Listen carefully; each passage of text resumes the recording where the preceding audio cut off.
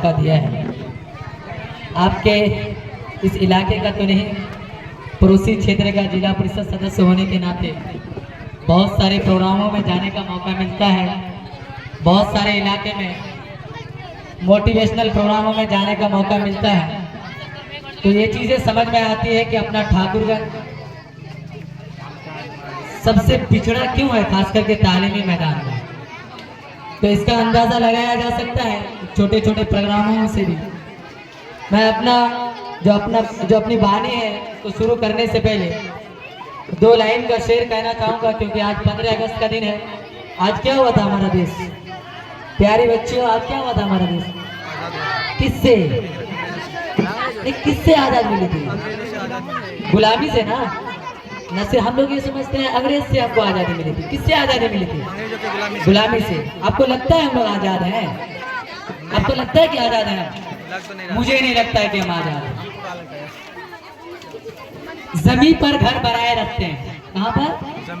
जमीन पर घर बनाए रखते हैं, मगर जन्नत में रहते हैं। हमारी खुशनसीबी है कि हम भारत में रहते हैं। प्यारे बच्चों, कल चल करके आप लोग जो हमको दिखाई दे रहे हैं कि कल का सितारा है आप लोग, और जिस इलाके में पैदा हुए हैं वो हमारी कमजोरी नहीं है। कभी हम ये कहते हैं कि जहाँ हम पैदा हुए वहाँ तालीमी मैदान पे काम नहीं हो रहा था। जिस घर में हम पैदा हुए थे वो घर अनपढ़ था, इसलिए हम बहुत बड़े पोस्ट पर फाइज नहीं हो सके, हम आगे चल नहीं सके, हम पढ़ाई कर नहीं सके। ये सारी चीजें झूठी है, ये सारी जो चीजें हैं वो झूठी है। जब तक आप मेहनत नहीं करेंगे आपको कुछ नहीं मिलने वाला है। अगर आपको लगता है कि यहाँ से उठकर एक बच्चा IAS IPS बने, एक बच्चा CA बने, एक बच्चा BDO बने, CO बने, उसके लिए करना क्या होगा बताइए? क्या करना होगा? बच्चों के जबान पे आवाज नहीं, क्या बात है? क्या करना होगा? पढ़ना होगा ना, पढ़ना होगा ना। पढ़ाई जब तक आप नहीं करेंगे आप न BDO बन सकते हैं, न CO बन सकते हैं, न SDM बन सकते हैं, न DSP बन सकते हैं, न DM बन सकते हैं, न SP बन सकते हैं। तो इसके लिए जो पहली सीढ़ी है वो क्या है? पढ़ने का। तो आप देखिए अपने इलाके में घूमिए, आपको पता चलेगा। अब जिस घर में भी जाते हैं वहाँ 5 बच्चे हैं, 6 बच्चे हैं, एक बच्चा पढ़ाई करता है और एक का नूनू तो पढ़ो, बाकी ला नूनू नहीं पढ़ो, और की करके वो जाए भारत कमा में। क्या ऐसा ही है ना? ज्यादातर बच्चे हमारे इलाके के किसी होटल में काम करते हैं। आपके इलाके में भट्टा बहुत है, भट्टों में जाके काम करते हैं, और नहीं होगा तो चाय बागान में जाके काम करते हैं। ये जाके 4 लाइन का रोड का काम हो रहा है, इस रोड में जाके काम करते हैं। ज्यादातर बच्चे वही काम कर रहे हैं। आखिर क्यों? हमें गुलामी से आजादी नहीं मिली है, एक सोच से आजादी मिल चुकी है।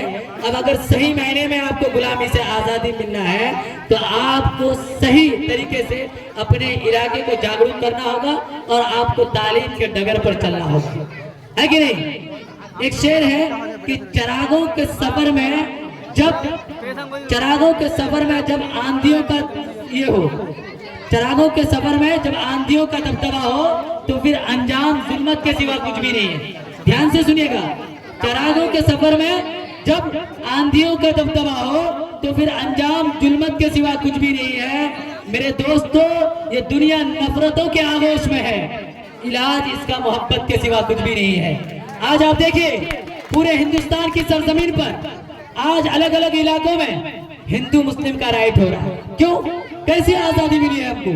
आप जब हम लोग एक गीत गाते हैं कि हिंदू मुस्लिम सिख ईसाई आपस में भाई भाई, तो एक हिंदू भाई एक मुसलमान भाई से नफरत कैसे कर सकता है? एक मुसलमान भाई एक ईसाई भाई से नफरत कैसे कर सकता है? अगर नफरतों का बीज बोया हुआ है तो आज भी ये देश गुलाम है।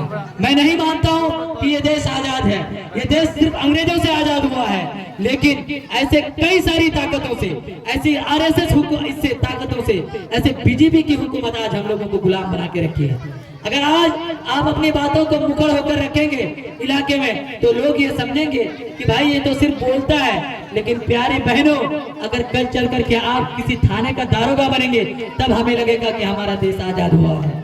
जब आप किसी कॉलेज का प्रोफेसर बनेंगे, यहाँ भोगटाबर के पंचायत से एक बच्चा जब कभी चलकर हमारे किसी जिले का डीएम बनेगा तो हमको लगेगा सही मायने में हमारा देश आजाद हुआ है। होता क्या है, आज एक छोटा सा प्रोग्राम हो रहा है, मेरी माँ बहनें दूर से सुन रही है, उनको फर्क ही नहीं पड़ता है कि वो सिर्फ आपका ये जो सांस्कृतिक प्रोग्राम है वो देख करके चली जाएगी।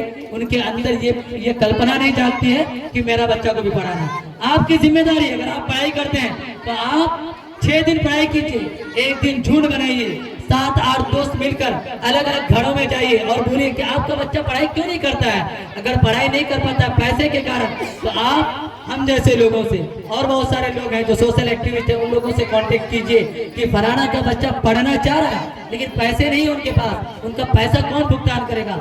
मैं यहाँ पर ये गारंटी लेके जाता हूँ, अगर आप इस गांव के 5 यतीम बच्चा को देंगे जिनका माँ बाप नहीं है, मैं ऐसे 5 बच्चों को पढ़ाने की गारंटी इस जेड कोचिंग सेंटर में लेता हूँ। लेकिन आपको तो भेजना पड़ेगा ना, आपको तैयार तो करना पड़ेगा। अगर आप तैयार नहीं करते हैं, आज की तैयारी कल करके आपके मंजिल को बगल लाने की कोशिश है।